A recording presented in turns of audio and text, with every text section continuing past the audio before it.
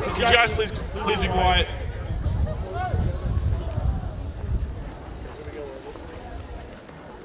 Thank you. I just want to say I appreciate everybody for coming out and bearing this cold weather. My name is Thomas Wilkes. I'm out here, and I would like to go over the ground rules for today.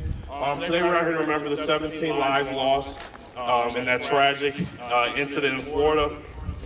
Could everybody please stay quiet and be respectful of everything that's going on? There's going to be people recording and people from the Courier up front. Please just give them the space they need and be courteous and kind to them. I just also want to say we're going to have a lot of things going on today. We have a moment of silence for the students, and I just want to say again, thank you for everybody for coming out. Thanks.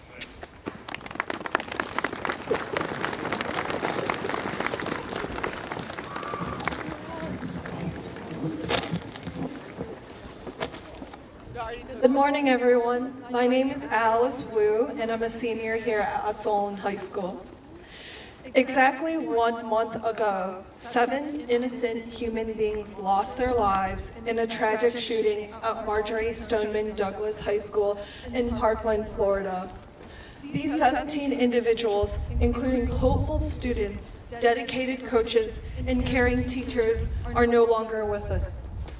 We are here to honor them, to commemorate and remember them for their noble characters, and to do everything in our power to ensure that the injustice that defile them and their scars that are left upon their families, friends, community, and the nation will never be suffered again.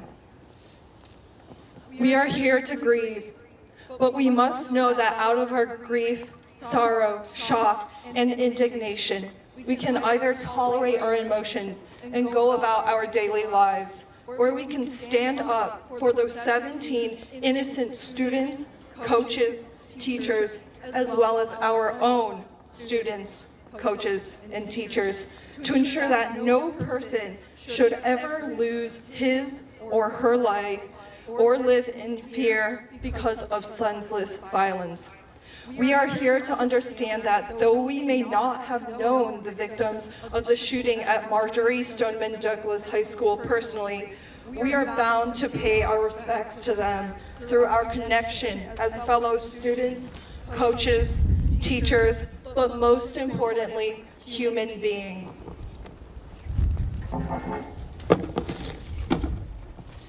It is clear that the victims put human beings before themselves, as many of them died protecting others, serving others. They laid down their lives so that others might live. Aaron Weiss, an assistant football coach, was killed when he threw himself in front of students to protect them from incoming bullets. Peter Wang, a 15-year-old student, was shot while holding a door open to allow fellow classmates to run to safety. Scott Bagel, a geography teacher and cross-country coach, was killed as he tried to usher students back into his classroom when the shooting broke out.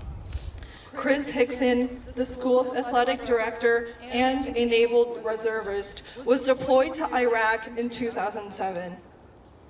Though the 17 victims were killed in an act of hate, while they were alive, these individuals acted with love, and in turn were loved as daughters, sons, brothers, sisters, husbands, grandchildren, nephews, nieces, and friends.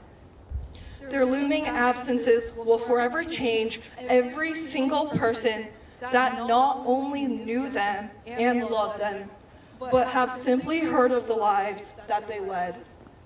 Sadly, victims who sustained injuries in the shooting are still hospitalized, either recovering from life-altering injuries or fighting to live another day. We should all hope that the number of deaths because of the shooting remains at 17, although it is 17 too many. It is important for us to not distance ourselves from this tragedy suffered, because this tragedy just doesn't involve the people directly harmed. It involves all of us. Because without our cognizance and our awareness of what Parkland, Florida is going through, or of the turmoil that our country is experiencing, we may soon find ourselves once again back at an event such as this to mourn the preventable deaths of human beings that we failed to save. So whoever you are, whatever your reason for walking out today, whatever your beliefs are, remember the shooting on February 14th, 2018 as a horrific, monstrous, and atrocious event that should never be repeated ever again. But remember today, March 14th, 2018, when you realize that your life is not your own. Your words, your actions, and your decisions affect the world around you. So choose to use each word you speak, each action that you take, and each decision that you make to add good into this world, to put others before yourself. Today, let us add good to this world and put others first by remembering the victims of the Parkland shooting and honoring the lives that they led through their selfless actions of sacrificing for others, loving others, and bringing light into this dark world. May their lights shine forever through our remembrance of them.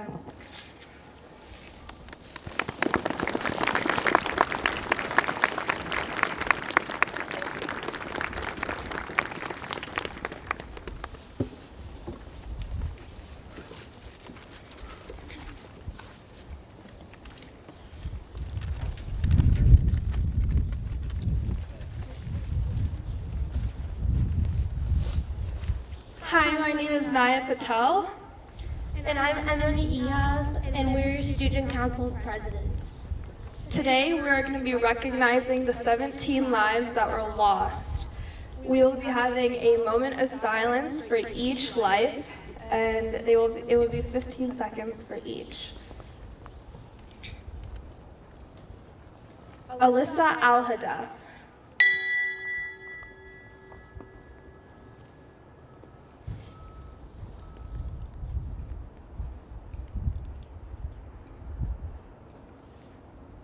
Scott Bagel.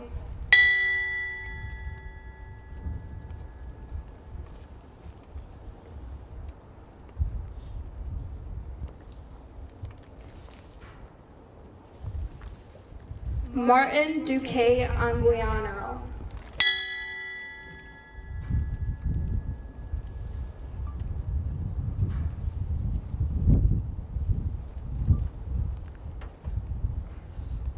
Nicholas Dworet.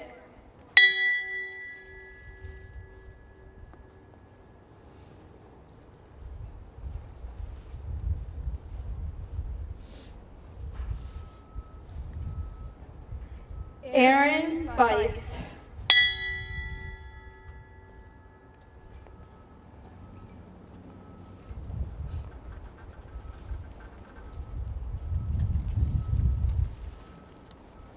Jamie Gutenberg.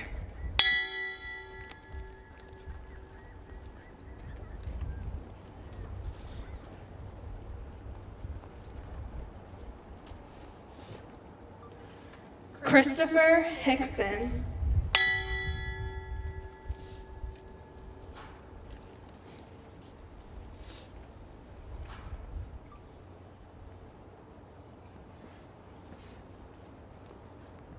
Luke Hoyer.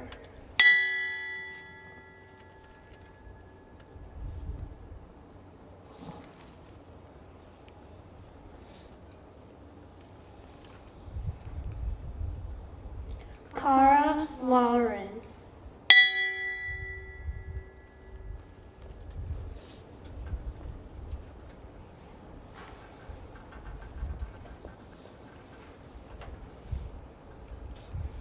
Gina Montalto.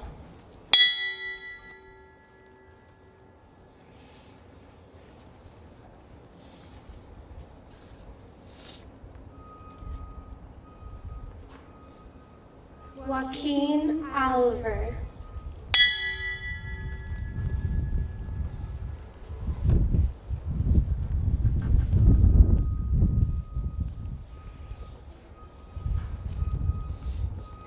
Alina Petty.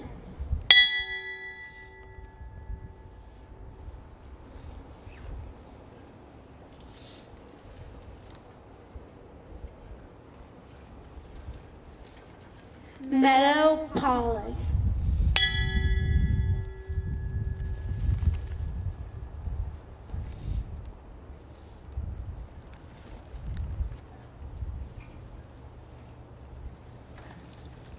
Helen Ramsey.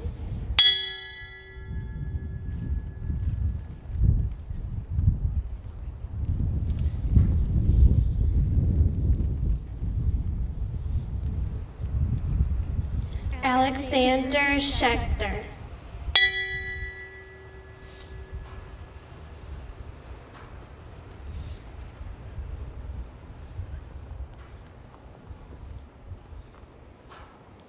Carmen Schentrup.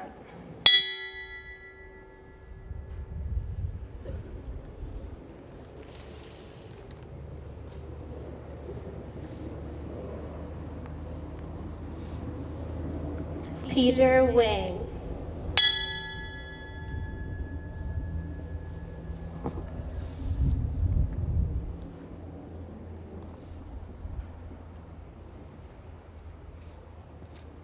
For your moment of silence.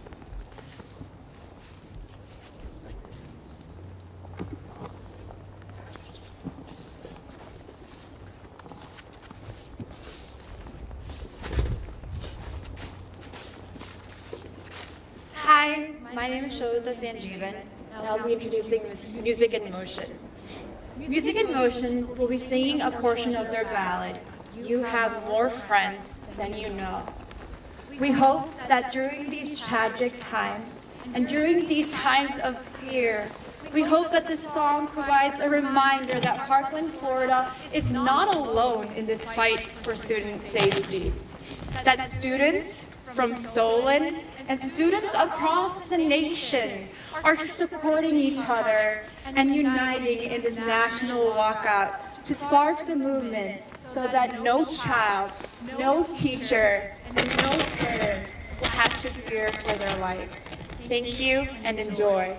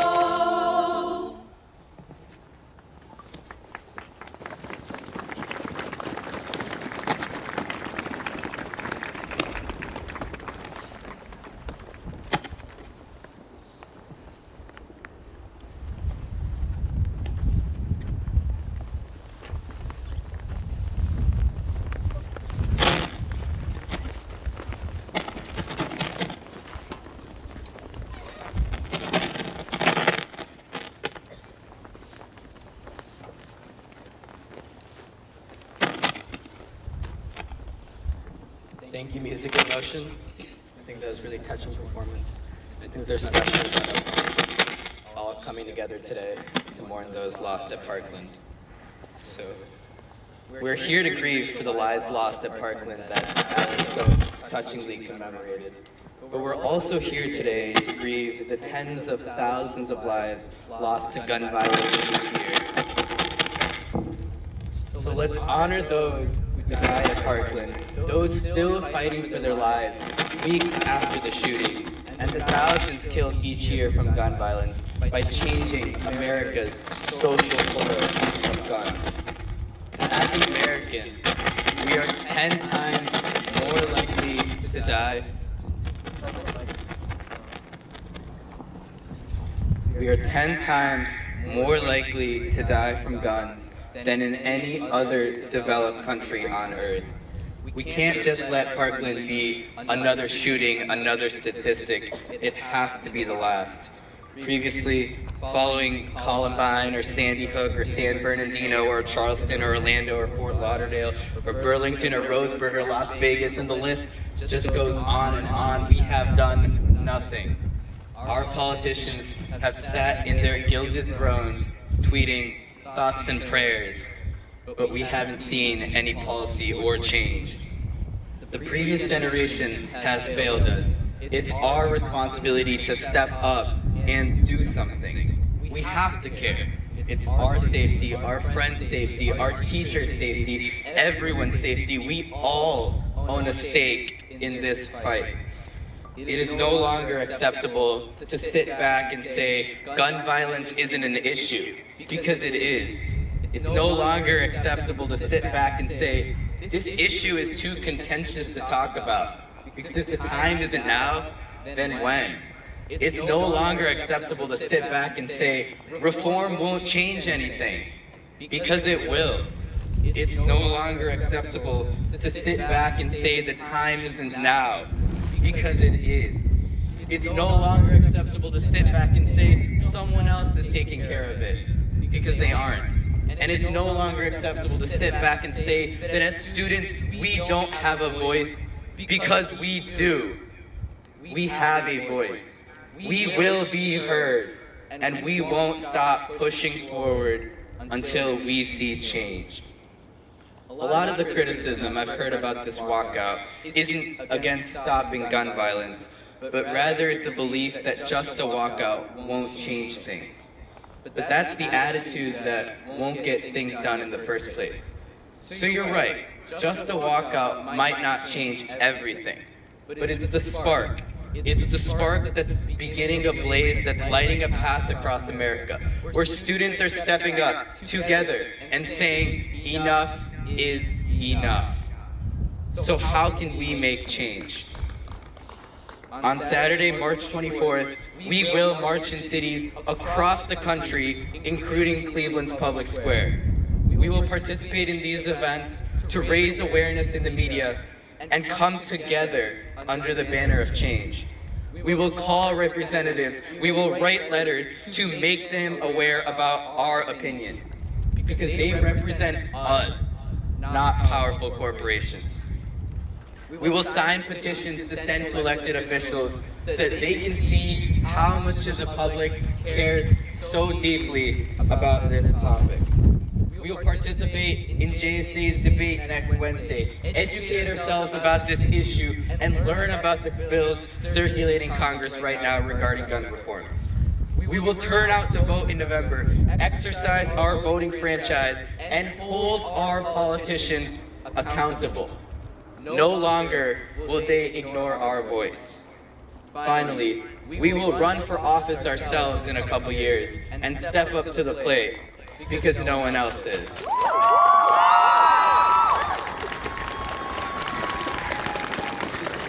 This change takes time. This change takes effort.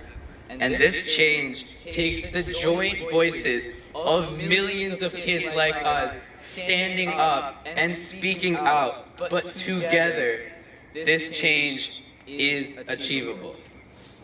So what kind of change? We aren't here to restrict the Second Amendment. Rather, we want change so criminals or the mentally ill cannot get a weapon without going through a background check. We want change so 18-year-olds can't buy a gun if they can't buy alcohol. We want change so criminals can't legally use a weapon designed for the jungles of Vietnam to kill innocent high school students. We want sensible gun reform that, according to polls, is supported by over 90% of people across both parties. only reason the reform fails is because of NRA opposition who buy out congressional seats. This issue is no longer political. It's not about Republican or Democrat. It's about students coming together for our safety, our lives, and our futures. Now, obviously, there are those who say that reform won't change anything. But does the same logic not apply to speeding? If criminals always break the laws, why do we need speed limits? We simply need to make it harder for individuals to break the law. Preventative measures like universal background checks or a 3-day waiting measures that data has proven to save thousands of innocent lives each year. Lastly, beyond gun reform, something that seems a little underemphasized to me, but I think it's very important to bring up, is about caring for those around us. Picking each other up when we're down, so that students don't feel isolated, alienated, and bullied. Our actions have power. Be compassionate to the lonely kid in the cafeteria. Be kind to the new kid at school. Be considerate of those who might be having a bad day. And be respectful of everyone around you. Say hi to someone you haven't spoken to in a while. Smile at the person you passed in the hallway, and hold the door open for the kid behind you. Little random acts of kindness can go a far way in changing someone's mentality, and only when working together is change possible. I want to end with the Margaret Mead quote that I've seen plastered across almost every Solon classroom since coming here in 2nd grade. Never doubt that a small group of committed citizens can change the world. Indeed, it is the only thing that ever has. We have the power. Let's go change the world.